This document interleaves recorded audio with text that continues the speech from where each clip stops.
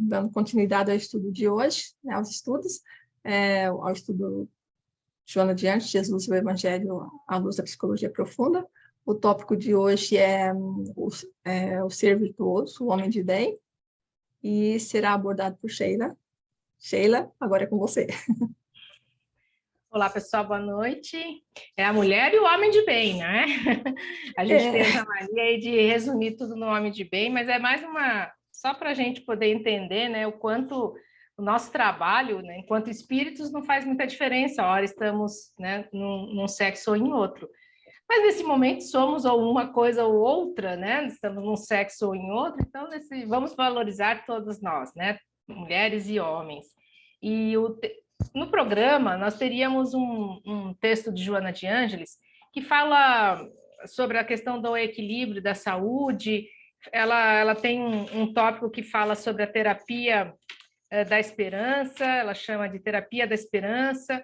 E o outro texto, que é do Espelhos da Alma, ele trata mais das questões que são relacionadas ao tópico do Evangelho segundo o Espiritismo, que fala sobre o homem de bem, que são vários tópicos, e ele passa, cada frase, ele disseca essa frase.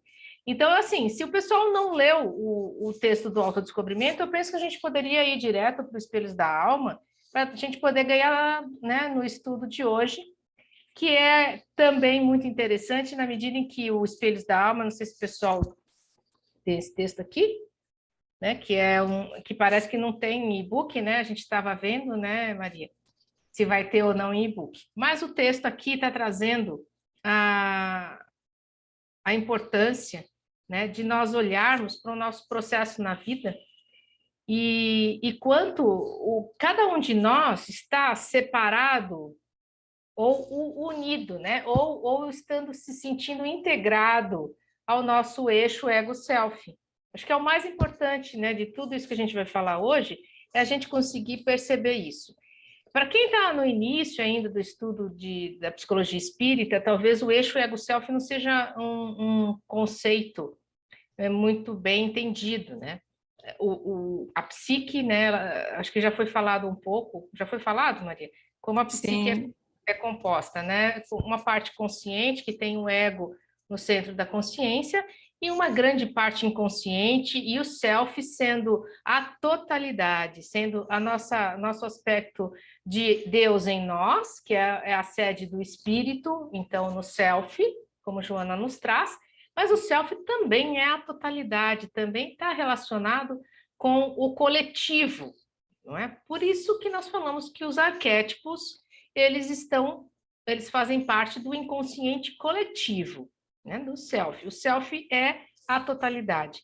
Jung fala, então, que a gente nosso objetivo de vida, e nós podemos pensar a cada encarnação, tá bem? Mas também como a nossa encarnação como um todo.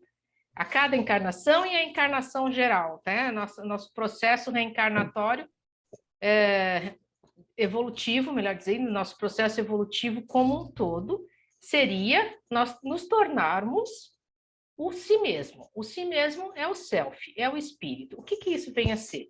Vem a ser que nós estamos procurando nessa encarnação, enquanto uma personalidade, reconhecer as nossas tendências, nossos valores, nossas dificuldades, virtudes, enfim. Aquilo que a gente reconhece e aquilo que a gente não reconhece ainda, né? Que está lá no inconsciente, está na sombra.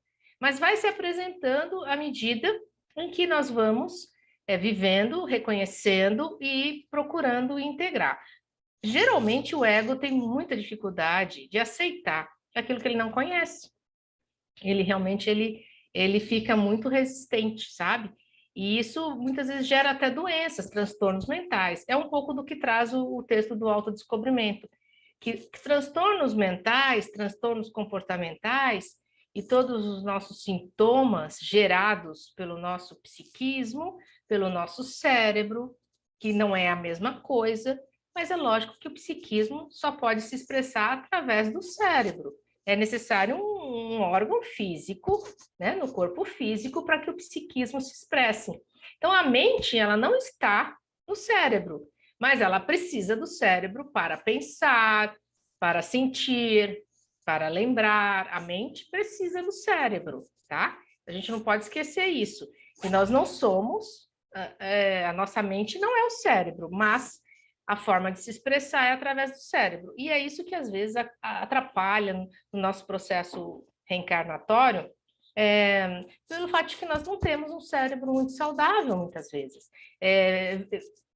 Como Joana fala, né, nós somos herdeiros de nós mesmos. Então, ao longo do nosso processo evolutivo, nós fomos fazendo não só mau uso moral da nossa encarnação, mas também um mau uso físico, com o uso de substâncias, com comportamentos agressivos e desregulados. Então, isso foi sedimentando no nosso corpo físico e, consequentemente, no nosso perispírito, marcas, não é? Que nós já sabemos disso. Nós temos essas marcas que vão gerar depois predisposições. Então, numa próxima encarnação, aquilo que eu acabei realizando nesta encarnação vai gerar uma predisposição para a próxima encarnação. E sucessivamente, né? Nós estamos também colhendo os frutos daquilo que nós já fizemos em outras encarnações. É a lei de ação e reação. Né? Até aqui tudo bem? Alguém queria... Não? Tá tudo bem, então. Bom. Sheila, oi. De repente, só para ficar para todos nós, né? Sombras seria o inconsciente, né? A sombra é o inconsciente. Isso. Uhum. Isso. É claro que quando nós vamos aprender, né, mais separadamente, né, quando a gente vai estudar isso separadamente, eu já dou a palavra ali para o iPhone, que está levantando a mão, que eu não sei quem é. Nós vamos estudar que a sombra ela é um aspecto que vai sendo formado à medida que a criança se desenvolve.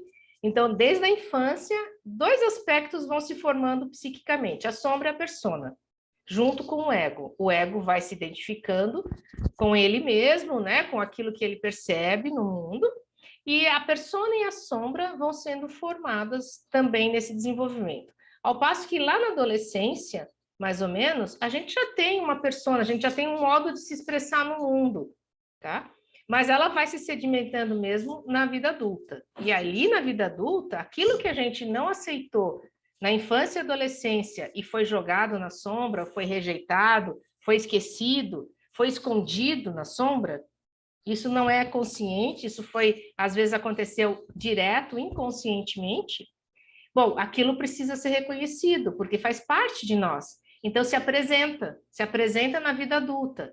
É quando a gente vê nas relações a sombra. As pessoas que a gente tem dificuldade, as situações, não é? Então isso vai se apresentando para nós. Tudo aquilo que eu tenho muita dificuldade são aspectos meus que estão na sombra, tá? Pode falar, eu não sei quem é que quer falar. Boa noite, é a Cris. Oi, Cris, boa noite. Nesse sentido ainda da sombra, que eu lendo o texto, a sombra, ela é o mal que existe em nós? Ela também não é esse mal que existe em nós que o texto traz? Não, o texto ele traz a questão do bem e do mal justamente para fazer o contraponto no texto do Evangelho, que é o homem de bem. É como se nós não entrássemos, se nós não conseguíssemos chegar nesses critérios aqui, nessas sugestões, ou seja, nesses itens que são falados no homem de bem, é como se nós estivéssemos no mal, né? Como se nós fôssemos mulheres e homens do mal. E não é necessariamente assim. É claro que nós temos características que são erradas, que são do mal, que são reconhecidas nitidamente assim como características que vão depreciar a nossa atividade, que a gente fala, por exemplo, o egoísmo, né? O egoísmo é uma atitude que, no Evangelho está falando, é uma das chagas da humanidade, é o egoísmo. E muitas coisas terríveis acontecem em função do egoísmo. Que é um mal na nossa personalidade? É sim. Porém, o bem e o mal, vocês devem ter lido, o bem e o mal, eles coexistem em nós. Eles são aspectos opostos contrários, mas complementares. E quem não suporta manter ambos os aspectos na consciência é o ego. O ego faz uma escolha, e essa escolha é moral, tá? Então, a sombra é um aspecto moral da nossa personalidade.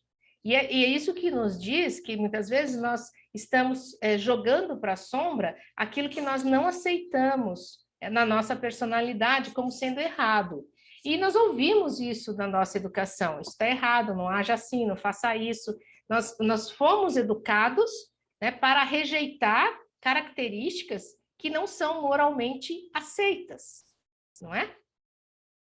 Então, é a nossa tendência, viu, Cris? A achar que a sombra é o mal em nós, mas não é. A sombra é o que está inconsciente. Pode ser, inclusive, aspectos positivos, características muito boas que nós não reconhecemos em nós, que nós escondemos de nós mesmos. E pode ser inconsciente também de outras reencarnações, não apenas desta reencarnação. Sim. De que forma, não é? Porque o inconsciente pessoal, ele não é formado apenas com as nossas vivências nesta encarnação. Ele é sobremaneira experiências desta encarnação. Mas também o inconsciente coletivo, que são experiências de outras encarnações, se apresentam ali no inconsciente pessoal. Pelo fato de que, atrás de todos esses conteúdos que estão, tanto na consciência quanto no inconsciente pessoal, atrás, que quero dizer, qual é a origem? A origem é um arquétipo, está lá no inconsciente coletivo. É como Jung fala, atrás de todo complexo tem um arquétipo, o que quer dizer que aquilo que nós vivenciamos são experiências já vividas muitas e muitas vezes, por nós e por todos nós, na verdade. Por nós, pessoalmente, individualmente, e por toda a humanidade. Esse é o conceito do arquétipo. São experiências, padrões de comportamento, que tem um instinto e tem um conteúdo transpessoal, que é do self, né? O conteúdo do self, que é transpessoal. O pessoal, então, é o que o ego reconhece. O transpessoal é o que tem a ver com o espírito, tá? Só para a gente poder entender bem como o arquétipo ele é predominante na nossa vida, na medida em que nós estamos vivenciando a experiência. Aquela experiência. Fala uma coisa má, uma coisa do mal, Cris, que você imagina. O orgulho, a vaidade seria mal? Sim, mas fala tenta pensar numa ação, num comportamento. Um comportamento, a fofoca. Por exemplo, né? Por Fofoca, exemplo. maledicência, né? Por Maledicência. exemplo. Isso. Então, a gente vai, inclusive, ali, Joana de Ângeles, ela chama atenção para isso, né? Para a gente prestar atenção.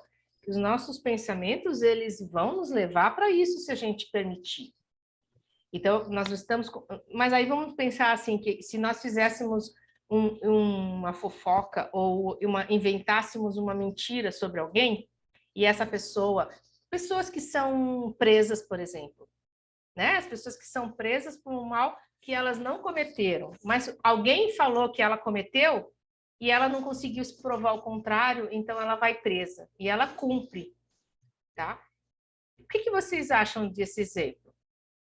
Foi uma mentira, a pessoa enganou, né? Criou o mal, criou essa situação que o outro foi preso, tá? Às vezes a pessoa inventou, mas ela acreditava firmemente que o outro tinha feito isso. Eu tô aqui fazendo uma ilustração, né? A pessoa que vai presa por um crime que ela não cometeu, isso é o mal? Não? Não, é o mal. É uma coisa má. É uma maledicência, é uma coisa má, mas a pessoa não fez o mal, né? Ela que foi presa não fez o mal. Se ela não cometeu o mal, ela foi presa e teoricamente injustamente, não foi? É. Né? Sim. Mas será que foi injusto mesmo? É. Ai, a reencarnação. Então, exatamente. É verdade, pensando assim. Então, como nós sabemos que nós muitas das nossas provas e expiações, elas podem não ter explicação nessa encarnação. Invariavelmente, a gente fica sabendo, né, depois, assim, por comunicações e tal, que essas pessoas que foram presas injustamente nessa vida, na verdade, elas tinham cometido um crime e elas conseguiram sair ilesas em outras vidas. E aí elas evoluem um pouquinho e vêm para essa vida e elas acabam cumprindo aquilo que elas não cumpriram anteriormente. Tá? Então, isso é só um exemplo para a gente pensar que o bem e o mal, ele inclusive é relativo na psique atual. Né? Para nós, para essa pessoa, ela sofreu muito, porque ela foi presa injustamente. Mas depois, quando ela desencarnar e ela vir a saber que, na verdade, demorou 300, 400 anos para ela pagar efetivamente, cumprir a pena que ela ficou, que ela não cumpriu antes, que ela ficou devendo. Tá? E aí ela fica em paz. O espírito dela finalmente fica em paz.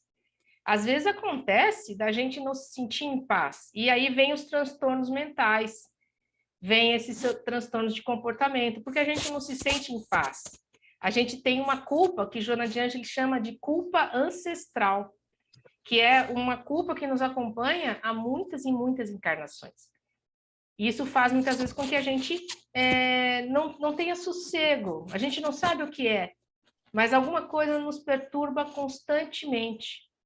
E aí vem a doença mental, que é tratada nos consultórios de psicologia e que são medicadas para que diminua o sintoma.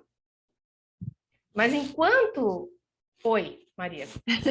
Você falou uma coisa bem interessante. Eu imagino que eu entendo como que é, mas deixa eu ter certeza se eu entendi. A culpa ancestral, a gente olhando pela ótica da reencarnação, seriam os nossos débitos, que ficam ali na nossa inconsciência, vamos dizer assim, de uma certa forma, acusando que alguma coisa tem que ser corrigida, né? Uhum. Seria isso, então. Isso mesmo. E pode gerar não é só a culpa ancestral, mas, por exemplo, um medo muito ancestral também, um medo muito forte de enfrentar situações que nós já negamos em outras encarnações, não aceitamos enfrentar. Aí a gente vem com muito medo para essa encarnação, é o que geram muitas vezes os ataques de pânico, ansiedade, sabe? A pessoa ela vive naquele pânico, alguma coisa vai persegui-la a qualquer momento. E, na verdade, nem é efetivamente algo desta encarnação. Mas é claro que a gente acaba tratando com os elementos que a gente tem da consciência, né? Com aquilo que a consciência consegue identificar. E quando não consegue de jeito nenhum, aí, às vezes, o trabalho espiritual pode elucidar melhor. Mas quando a gente estuda a doutrina e sabe que muitas coisas que nós estamos vivenciando são débitos do passado, daí, se a gente se conscientizar de que esses débitos do passado estão tendo a chance de serem vistos, de serem reconhecidos agora, é uma grande coisa para nós. É uma bênção, se a gente pensar que finalmente nós estamos tendo a chance de ficar quites, né? Ficar em paz com algo que nós não conseguimos no passado, né? Por várias questões. Mas voltando a falar então da sombra, é quando aparece uma grande dificuldade para a gente lidar, que são esses inimigos, né? Os inimigos, e que Jesus fala, reconcilia-te enquanto estás no caminho com eles. Os inimigos são nossos débitos, de fato. Não são, as pessoas elas só aparecem para nos dar um exemplo, né? Por exemplo, né? Então, aparece uma pessoa difícil e essa pessoa difícil está nos trazendo um exemplo daquilo que nós precisamos lidar conosco mesmo. Tá? Isso faz sentido para vocês? São os nossos professores, né?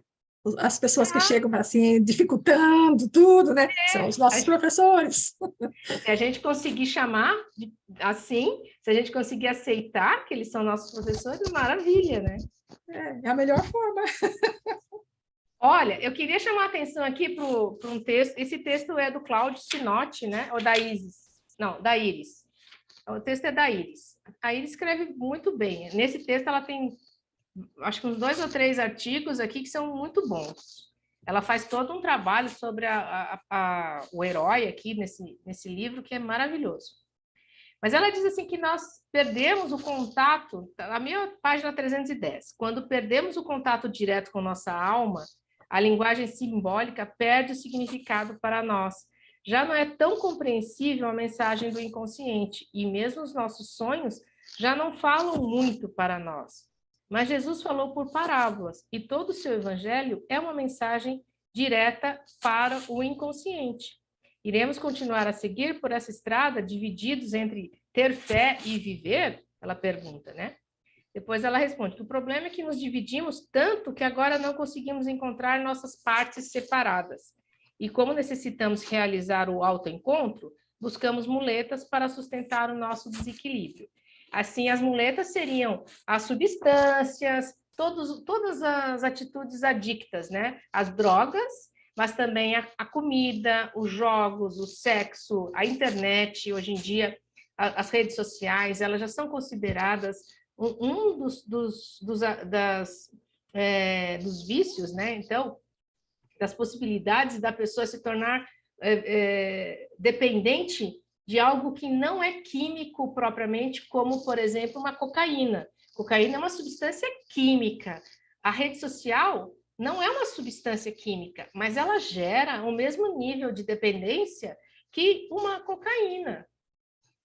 A comida também, o sexo também, o jogo, jogos de vários tipos. Mas aqueles que você faz uma aposta, eles são mais críticos ainda, porque como você aposta e tem momentos que você ganha e momentos que você perde, então isso às vezes faz com que você está numa maré de ganhar, pronto, a hora que você perde, você quer continuar jogando para recuperar o que você perdeu, né?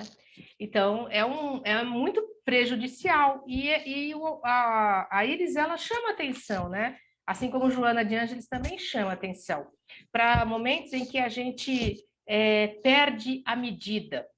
Vocês sabiam que a frase que está lá no Livro dos Espíritos, conhece-te a ti mesmo, que os Espíritos trazem, né? Não sei se é Santo Agostinho que fala, mas os Espíritos falam, conhece-te a ti mesmo, que um filósofo da antiguidade já tinha expressado. Vocês já leram isso, né? Também tem no Evangelho segundo o Espiritismo. Mas Sócrates, ele não tirou isso dele mesmo, ele não escreveu, ele não criou isso. Ele leu no oráculo de Delfos, tá? O oráculo de Delfos era o oráculo de Apolo. E ele leu, tem uma poesia lá no portal do oráculo de Delfos, que existe na cidade de Delfos, e ele, então, duas frases, duas lições muito importantes. Conhece-te a ti mesmo e nada em excesso. Nada em excesso é quando nós ultrapassamos a medida da nossa vida, tá? E quando nós ultrapassamos essa medida, nós entramos numa maldição que os gregos chamam de híbris. Como se escreve? Hybris. Híbris. Híbris é você ultrapassar a sua medida. E a gente faz isso todas as vezes que a gente comete excessos, né? Que a gente faz qualquer coisa em excesso. Inclusive, se relacionar com alguém e, em nome do amor, a gente cometer excessos também. Sabiam disso? Eu achei bastante interessante, Sheila, hoje, lendo aqui, né, na página 317 do livro aqui, isso que você está colocando agora, né? Assim, voltando ao pensamento aristotélico, lembramos que a virtude passa pela justa medida. E aí ele fala assim, qualquer excesso deixa de ser virtude, o que direcionamos para o extremo se torna prejudicial. Até a bondade em excesso é prejudicial. Isso parece uma colocação bem forte para mim hoje, eu lendo aqui. Nossa, não tinha pensado assim. Mas né? Verdade. Sem dúvida, Maria, porque até para ajudar, nós precisamos saber como ajudar. Se alguém pede uma ajuda e você fala, não, mas, por exemplo, né, a pessoa está com fome, ela pede um pão, tá? Aí você pega e faz um banquete para ela. Não dá só um pão com queijo, por exemplo. Você faz um banquete, dá um monte de comida para ela. que pode acontecer? Ela pode não comer, porque ela não está acostumada a comer, tanto assim, pode estragar, pode perder, não é? Ela pode ser roubada por outras pessoas, ou seja, quando nós queremos ajudar, eu só também estou fazendo uma alegoria, né? Mas quando nós queremos ajudar alguém, nós precisamos oferecer aquilo que a pessoa pede, porque é só o que ela pode alcançar, é só o que ela efetivamente reconhece como necessidade na vida dela. Não devemos fazer além daquilo. E também porque se nós vamos dar muito mais do que a pessoa precisa, da mesma maneira, ela não vai buscar por ela mesma. E ela precisa aprender a buscar as coisas da vida dela. Então, até para ajudar, a gente precisa saber como, né? E o quanto. Nós corremos 2 riscos, de ultrapassar a medida e corremos o risco também de não sermos reconhecidos e a pessoa não desenvolver a gratidão. Ao contrário disso, ela começa a se sentir merecedora para receber tudo de mão beijada, tudo gratuitamente. E ela começa a nos cobrar, não é? Então, veja o risco que nós temos de passar a medida, inclusive em fazer o bem, que dirá em outros comportamentos, não é? Oi, Cris. Não, só para complementando a justa medida, outro dia eu assisti uma análise da oração do Pai Nosso. Dai-nos o pão nosso de cada dia. Né? Jesus, na oração, ele já nos ensinava a ter essa justa medida, o pão nosso de cada dia. Só para complementar essa fala. É, muito legal. Eu achei bem interessante. Sim, sim. E bem importante também a gente pensar, né, que é só por hoje. Ele falou várias vezes, né? E ele falou que você não precisa pensar em acumular. Isso. E aí na oração do Pai Nosso tem. E aí ele reforça essa questão do quanto a gente está preocupado em acumular. E, né, e se a gente deveria focar, dai-nos o pão nosso de cada dia. Uhum. A justa medida, né? Isso. Toda a palavra de Jesus ela é simbólica, né? Se nós formos literalizar, levar no literal, a gente vai cometer excessos também, a gente vai sair da medida, tá? Por exemplo, quando ele fala, vende tudo e me segue. O que ele está falando? Ele está falando para você se tornar um mendigo e seguir estudando e pregando o que ele fala? Não é isso que ele fala. Ele fala para você não se apegar, para você não juntar, né? Para você não ficar acumulando, porque não há necessidade. O vende tudo é não se prenda às coisas materiais. Simplesmente vive um dia de cada vez com o que for necessário, mas não nada em excesso, né? E aí o que é ser virtuoso? Só para a gente poder avançar um pouquinho, né? Aqui no texto da 318, ele traz uma passagem nas palavras de Nise da Silveira, podemos compreender. Vamos antes desse começo. O que é ser perfeito? Jung costumava dar à totalidade valor maior que a perfeição no processo de amadurecimento do ser. A palavra perfeição vem de perfectus, do latim, que é completo. E isso é muito legal, porque, na verdade, o que é perfeito é o que é completo. Significa dizer que encontrou a totalidade. Como nós podemos encontrar a totalidade? Nós percebemos os conteúdos que não estão na consciência, nós abrirmos a nossa consciência para receber esses conteúdos, que eles vão chegando devagar, eles não vêm tudo de uma vez, mas quando eles vêm para a consciência e nos mostram que a gente ainda é muito ciumenta, que a gente ainda tem muita vaidade, que a gente ainda fica muito magoada quando a nossa opinião não é aceita e a gente fica magoada, a gente rompe. Então, este é o aspecto da nossa psique que a gente não aceita. Enquanto a gente não aceitar, nós estamos divididos. Nós estamos, né, apartados dessa outra metade da característica que também faz parte da gente. E daí, então, quando nós conseguimos integrar esse aspecto, então, como é que eu posso integrar a minha mágoa? Né? Como eu posso integrar a mágoa? Reconheço que fico magoada porque a minha opinião não é aceita, mas começo a perceber que a minha opinião pode não ser aceita.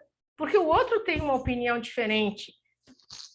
Porque a minha maneira de ver a vida é peculiar, tem a ver com o meu jeito de ver a vida, não com o jeito do outro. Mas será que não existe um ponto de equilíbrio, um ponto de convergência entre a opinião do outro e o meu? Às vezes tem, às vezes não. Às vezes nós vamos seguir pensando diferente, mas não necessariamente vamos entrar em guerra, vamos entrar em conflito e vamos querer mudar a opinião do outro, tá?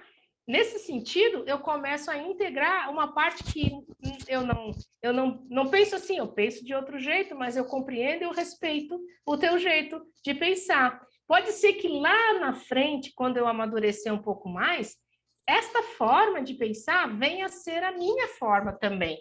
Isso é muito legal de perceber que a gente pensava de um jeito na adolescência.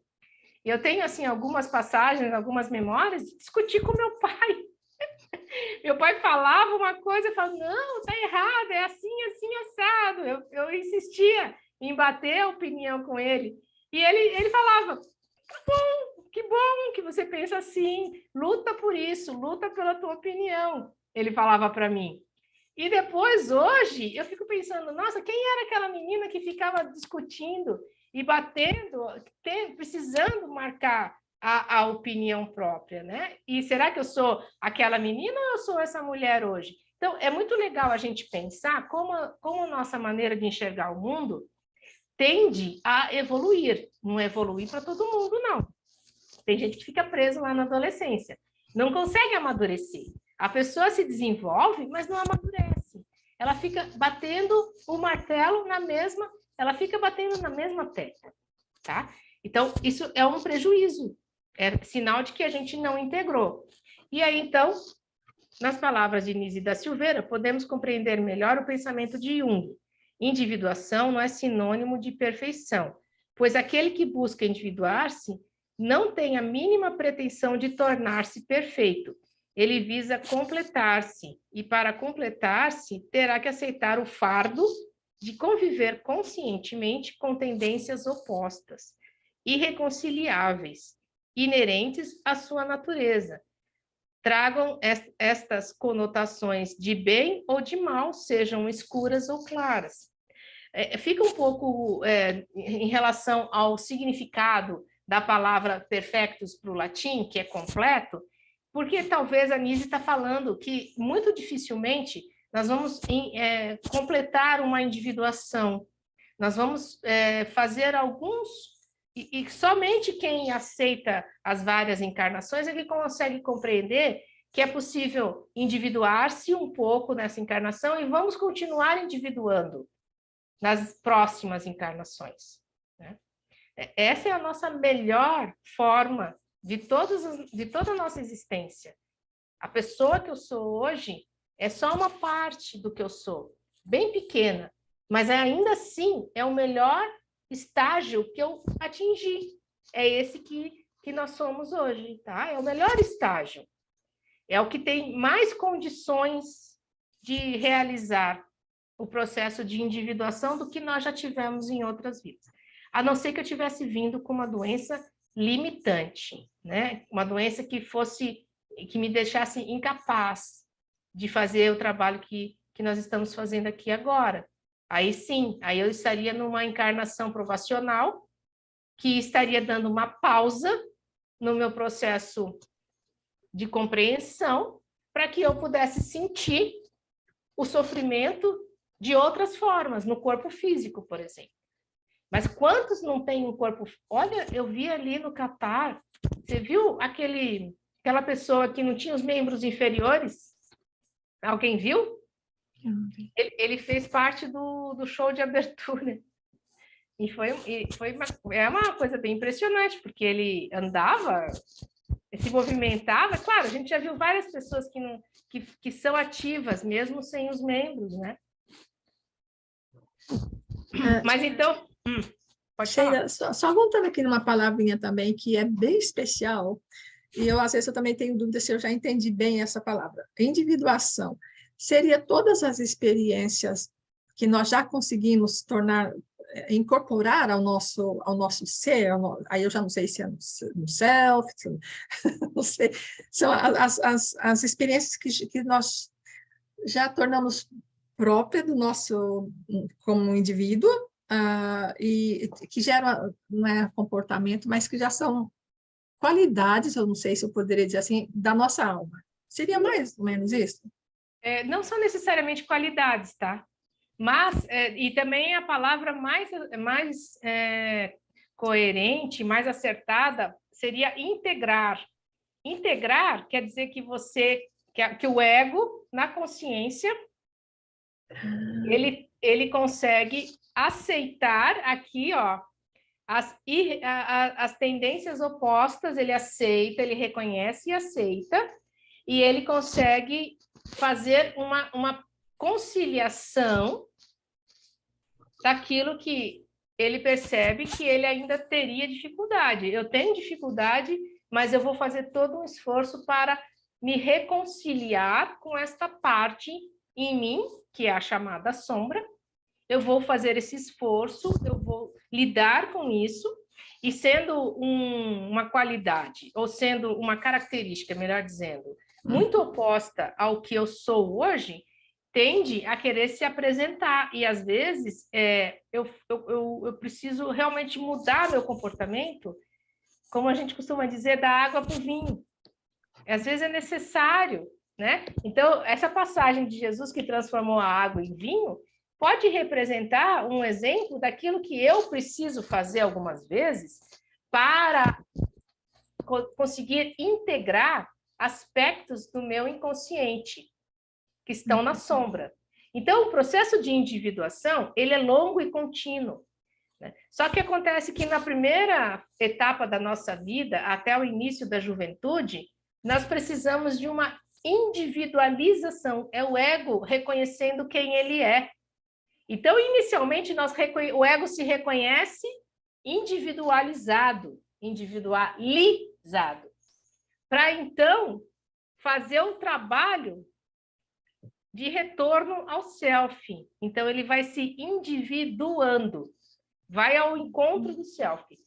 Mas poucas pessoas fazem isso desde a juventude, justamente porque a juventude nos dá esse impulso para nos reconhecermos na vida. Então, eu batia o pé discutindo com meu pai, porque eu precisava me diferenciar do meu pai. Se eu aceitasse tudo que ele estava me falando como sendo a verdade absoluta, eu não saberia quem é a Sheila. Eu não saberia encontrar o meu lugar. Tá? Mas é interessante que eu estou dando o meu exemplo para vocês, porque é só na segunda metade da vida, então, a partir de 40, 45 anos, que homens ou mulheres conseguem começar a perceber esses aspectos que antes estavam encobertos pela sombra. É o que nós chamamos da metanoia. Então, nós vamos reconhecendo que existem características e maneiras de lidar com a vida, de ser e estar, que são opostas ao que a gente foi até o momento. Opostas mesmo. A ponto da gente se sentir virada do avesso. Sabe? Nesse sentido de que, nossa, eu estou completamente virada. Eu já não sei mais como funcionar, eu já não sei mais quem eu sou. E justamente, falando ali do homem de bem, senão a gente não consegue, eu vou lendo cada frase aqui, vou tentando dar uma pontuada, porque o texto em si, ele passa por fazer uma crítica a Nietzsche, que é o super-homem, não é? E aí ele pergunta o que é ser virtuoso, né? Na página 316. Tá? E a questão da virtude, ela é uma questão moral. E isso, às vezes, se a gente cair para o moralismo, né, a gente pode cometer um erro, justamente porque a moral, né, o que é moral entre nós, não é exatamente o certo e o errado, mas é o aceito. A gente costuma dizer que é o certo, né, em contraponto ao errado. Mas quantas questões morais, elas mudaram com o passar do tempo. Aquilo que era certo, ou aquilo que era errado, passou a se tornar certo. Ou será que passou a se tornar tolerável? Vocês sabem, não é? que as famílias do século XVIII, XIX, XX, elas tinham... o pensamento era o patriarcado, e o machismo imperava. Até hoje, né? As mulheres têm, em algumas sociedades, elas quase não têm voz, elas quase não têm corpo. Não é? Tem sociedades que a mulher precisa cobrir o próprio corpo. Então, vejam como essa necessidade de diminuir a mulher fez com que o homem tivesse um direito socialmente que, na verdade, não é exatamente certo. E é isso que vem a hipocrisia, porque era visto como normal. Por exemplo, os homens terem várias amantes, né, ou terem relações fora do casamento, estava tudo bem. Não é? Em algumas épocas. Depois começou-se a criticar isso, as mulheres começaram a se colocar. Então, nós estamos falando aqui que o que é moral, não necessariamente é o que é correto ou o que é o bem e o bom, tá? Mas é o que é aceito, é aquilo que socialmente as pessoas reconhecem como sendo moralidade naquela sociedade. O que é efetivamente do homem virtuoso, do homem e da mulher virtuoso, é a ética, tá? Porque a ética é individual, e a ética é o que Jesus recorre quando ele fala fazei ao próximo o que você gostaria que fizesse a você. Jesus não está falando de moralidade, ele está falando de ética. Porque se você quer ser tratado, né, com o bem e com o bom, com o que é certo, com o que faz, né, a tua vida crescer, é assim que você precisa tratar o teu irmão também. Isso é ética, isso não é moral. Faz sentido, pessoal? Vocês já tinham se dado conta dessa diferença? Não? Então, eu até questiono aqui, né, que o texto deveria ser, o homem virtuoso é o homem ético, né? O homem de bem é o homem ético, tá? Que segue o que Jesus deixou, fazer ao outro o que você gostaria que fizesse a você. O verdadeiro homem de bem é aquele que cumpre a lei de justiça, de amor e caridade na sua maior pureza. E aí vem todo aquele... O que é a justiça também? Agora a gente começa a entrar numa outra questão. É a justiça, quem é justo e bom é Deus. Todo o resto, todos os tempos, né, nós, em todas as épocas, nós agíamos conforme a justiça do momento, ou aquilo que era mais aceito, ou aquilo que era mais interessante. Depende do interesse, né? Mas aqui nós estamos falando da lei de justiça, que está acima de tudo, essa lei de ação e reação, que está acima, querendo ou não, nós estamos nós estamos abaixo da lei de ação e reação. E é isso que às vezes é tão difícil para nós. Agora, amor e caridade, para Paulo, caridade é amor, né? Então, e depois, se ele interroga a consciência sobre seus próprios atos, a si mesmo perguntará se violou essa lei. Se não praticou o mal, se fez todo o bem que podia, se desprezou voluntariamente alguma ocasião de ser útil, se ninguém tem qualquer queixa dele, enfim, se fez a outrem tudo o que desejaria que lhe fizessem, que aqui vem Jesus, né? Se a gente fez ao outro tudo o que a gente gostaria que fizessem para nós. E tem muitas pessoas que fazem exageradamente pelos outros, esquecendo de si mesmas, ou não querendo cuidar de si mesmas, não querendo olhar para si. Ficam ocupadas excessivamente com o que está fora e se abandonam e abandonam os seus, tá? Então, é importantíssimo mesmo essa passagem. Deposita fé em Deus, na sua bondade, na sua justiça e na sua sabedoria. Sabe que sem a sua permissão nada acontece e se lhe submete à vontade em todas as coisas. Que é a vontade de Deus, ela é tão libertadora, ela nos dá a liberdade de escolha, tá? A vontade de Deus, ela não é impositiva, não é. Quando é necessário ser impositiva, quando acontece algo de uma forma impositiva, é porque efetivamente a gente perdeu a noção né, do que a gente deveria fazer. Então, às vezes, vem algo que vai ajudar a gente voltar para um eixo, né? O eixo ego-self, no caso. Alguma questão, gente?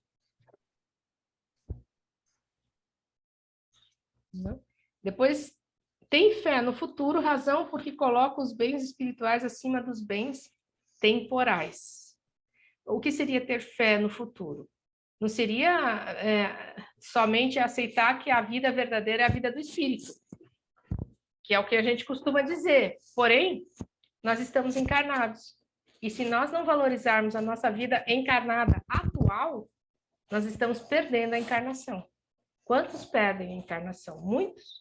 Muitos vivem uma vida tão superficial, tão materialista, que perdem a encarnação, deixam de cumprir com esse objetivo da encarnação, que é o autoconhecimento. O objetivo da encarnação não é só você se casar, ter filhos, ter uma vida confortável, ter um trabalho. Isso é a consequência da vida que você está tendo.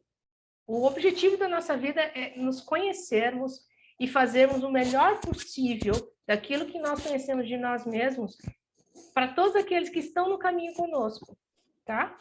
Oi, Daniel. Quer falar, Daniel? Sim, boa noite, Sheila. Sheila, tem uma questão teórica, não prática, mas teórica, que está me incomodando. Por exemplo, se o ego, a gente desenvolve o ego na primeira metade da vida como um fator de individualização, e a gente não vai ser só simplesmente um objeto que só segue a moral vigente da época, a gente consegue transformar isso carregando as nossas experiências do passado também, e a gente esconde na sombra tudo que é contraditório àquele ego naquele momento. A minha questão é, existe ego também para as almas que não têm corpo? Porque elas também devem ter contradição, mesmo não tendo corpo, não tendo aquela personalidade daquela vida naquele momento. Existe isso também? E como é que isso se... Sim. Embora é claro que a psicologia, de um modo geral, fala do ego da consciência atual, né? Mas a gente sabe, nos trabalhos de desobsessão, né, de doutrinação dos espíritos, que os espíritos eles trazem uma consciência de si que corresponde ao que eles viveram na última encarnação. Geralmente, aquilo que eles têm de mais vívido na memória deles. E a última encarnação não é necessariamente há 10 anos. Às vezes, eles estão guardando a última encarnação de 200 anos. Aqueles que eles perseguem já encarnou já 2, 3 vezes e ele ainda ficou preso lá. Então, aquele ego está preso naquela experiência. O corpo mental dele não evoluiu. O corpo mental ficou preso naquela noção egóica daquela personalidade. Tá bem? Então, o ego é a expressão da personalidade atual. Depois de desencarnado, a personalidade vai ser integrada à individualidade, que é o espírito. Tá? Então, nós vamos integrar. Se eu tenho condições de fazer essa integração e aceitar uma nova constituição psíquica que me dê uma noção de quem eu sou, com uma mente mais ampliada, já não é tanto a consciência da encarnação atual, mas é a consciência do self. Quando o Livro dos Espíritos fala que é para nós, no final nós vamos lidar com a nossa consciência, não é a consciência egóica, é a consciência do self, é a consciência do espírito. Mas é necessário que eu integre. Quando eu desencarnar, eu preciso integrar a personalidade e a individualidade. Senão, se eu continuar cindida, se eu continuar personalidade e individualidade, então aquele espírito, através daquele corpo mental, continua identificado com aquelas ideias da encarnação, da última encarnação, e às vezes não é nem da encarnação inteira, é só aquele fato. É alguém que fica preso aos bens materiais na casa e volta na casa para cobrar, seja, não importa quem esteja na casa, está cobrando os bens materiais. É alguém que traiu, abandonou, saiu com outro e aí ele fica perseguindo, tem que devolver, e assim vai, entende? Então, o ego persiste, sim. Tá joia. Obrigado. Um pouquinho mais, então. Tem fé no futuro, razão porque coloca os bens espirituais acima dos bens temporais, que aqui é aquele sentido que a gente está falando, né? Não se trata apenas de viver para a vida futura, senão você vai perder tanto o interesse na encarnação atual que você entra num processo de melancolia, que lá no livro do Evangelho segundo o Espiritismo fala da melancolia do espírito que às vezes começa a ficar tão entristecido com a encarnação atual que começa a ter ideação suicida. Tá? Então, é um risco muito grande nós não valorizarmos a vida do que nós temos hoje para o autoconhecimento, para nós fazermos esse processo de individuação e nos desenvolvermos, buscarmos atitudes e atividades criativas que vão mudar. E quando a gente começa a mudar, às vezes a gente precisa abandonar certas coisas na nossa vida. E isso passa por situações que às vezes a gente não imagina que possa acontecer. Mas a gente pode querer mudar de emprego, mudar de cidade, mudar de casamento, mudar de tudo, sabe? E essa mudança passa por uma aceitação de algo que a gente antes não reconhecia em nós. Tá? Sabe que todas as vicissitudes da vida, todas as dores, todas as decepções são provas ou expiações. E as aceita sem murmurar. Quem dera a gente não murmurasse. Quem dera a gente não reclamasse. E quando a gente chegar nesse nível de não murmurar, então a gente está integrando aspectos que estavam na sombra e que ainda estão sendo vistos através de uma doença, através de uma dificuldade, mas é uma dificuldade que nos ensina. Então é o aprendizado, como falou a Maria, né? São os nossos professores. Possuindo o sentimento de caridade e de amor ao próximo, faz o bem sem esperar paga alguma. Retribui o mal com o bem, toma a defesa do fraco contra o forte e sacrifica sempre seus interesses à justiça. Então, não esqueçam, o bem e o mal, eles coexistem em nós. São opostos complementares. Onde está o bem, também está o mal. E onde está o mal, também está o bem. Não vamos pensar que uma pessoa é absolutamente apenas má. Ela tem aspectos do bem também. Às vezes ela não reconhece, estão no inconsciente, estão na sombra. Ela se identificou de tal maneira com o mal, ela vive aquele aspecto na vida dela e ela deixa de reconhecer o bem que ela deve poder fazer, que ela pode exercitar, que ela poderia viver. Então, às vezes, o que a gente precisa é reconhecer que essa pessoa que está identificada com o mal, ela está muito longe do amor. Ela foi afastada de tal maneira do amor que ela não se deixa ser tocada pelo amor. Ela precisa fazer uma defesa muito grande. Então, é como se ela usasse uma armadura em torno dela que impedisse que o amor chegasse a tocá-la. E é isso a grande dificuldade de nós encarnados e dos desencarnados também. Encontra a satisfação nos benefícios que espalha, nos serviços que presta, a fazer ditosos dos outros, nas lágrimas que enxuga. Então, quando a gente tem uma visão para o bem, não importa que bem seja e de que maneira, a gente apenas vive o bem e nas suas várias expressões. Né? Seu primeiro impulso é para pensar nos outros antes que em si. É para cuidar dos interesses dos outros antes dos próprios interesses. O egoísta, ao contrário, calcula os proveitos e as perdas decorrentes de toda ação generosa. Aqui, então, só lembrando, se a gente está fazendo pelos outros, respeitando a justa medida e respeitando também aquele pedido que o outro precisa fazer para que a gente possa chegar até ele.